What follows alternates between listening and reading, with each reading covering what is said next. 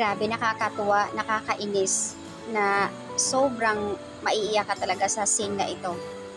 Yung pag-hug ni Kim kay Pao, sabay iyak silang dalawa.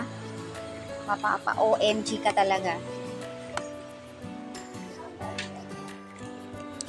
Itong episode 38, grabe nagbigay pag-iyak sa mga casual viewers. Hindi talaga nila akalain na ganito umarte si Pao, and ito lang yung episode na grabe. Their series of different genre but they have slay both series and all the same. The emotions are just crazy na para kang psychotic kasi tawa, kilig, inis, iyak in one episode, and they are simply amazing. Ang galing-galing nyo talaga, Kim Pao. Yung mga iniisip, grabe na para tayong luka-luka, paiba-iba ng emotions, di ba? Pero grabe, ang galing nila. Sure, talaga mamimiss natin yung mga ganitong pag-aabang sa kanila gabi-gabi. Ay, grabe. Parang baby si Pao lang na niyakap ni Kim. Yun na kahit umiiyak na ako, grabe, kinilig pa rin sa kanila. Ang galing, bagay na bagay talaga sa kanila. Perfect talaga itong scene sa kanila. Naku, Kimi. Talagang bagay na bagay sa kanya. O kitang-kita ang singsing ng suot niya.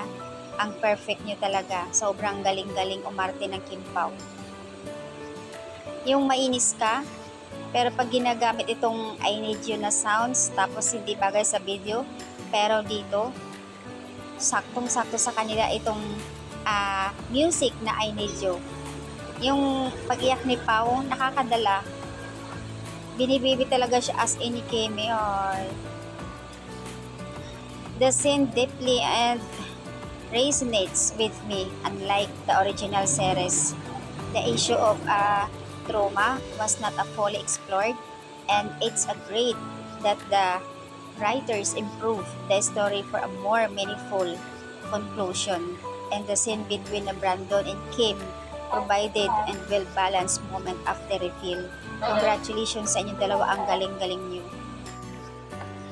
Yung pinapanood mo yung series nila and how many actors can portray the emotions so well only with eyes, it's a great talent and she has it unnatural. Grabe. Itong episode na ito, itong 38, kung yung mga previous na napapanood natin na episode nila na puro mukbang, ito naman sa 38, nakakaiba talaga. As in, madadala ka talaga sa iyak, full of emotion sa kanila. So proud of you, Kim Pao.